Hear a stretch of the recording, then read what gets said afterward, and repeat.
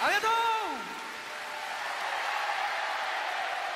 よし、最後にこれで締めようか。じゃあ恒例となってまいりましたサウンドフライトキングダウンね。それではみんな行くぞ。2階席も行くぞ。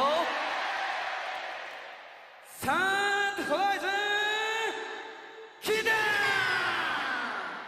Thank you。On your down.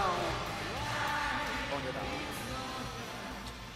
諸君ありがとうございました。これでサウンドファイズロマン、僕たちがつながる物語一応完結しております。これでだけれどもね、ロマンっていうのは何なんだろうと、そう簡単にロマンっていうのは分かりません。なかなかいろんな意味があります。そしてロマンっていうのはね、こんなもんで終わるもんではありませんね。5公演か、東京、名古屋、大阪、そしてまた大阪で東京5公演やりました。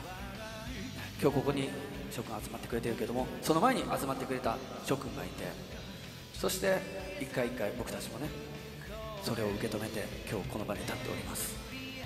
それでなんかここにねいない諸君のことも感じてみんなでつながってもらえたら、本当にこのコンサートをそこで完成するかなと、一応一つのね形で。だけどもロマンっていうのはまだ終わりません。君たちがお家に帰ってね、無事ねちゃんとお家に帰って家族にただいまと、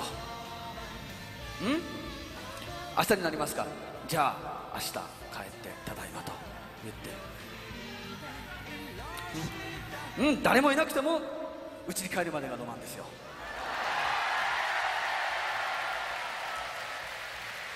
そしてまあ言うなら家に帰っても終わらない、僕たちはまた何度でもつながりますね。ロマンは終わらないと、コンサートは終わるがロマンは終わらない。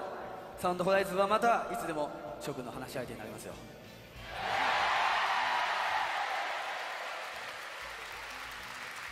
じゃあ諸君ありがとう。今日はまた会おう。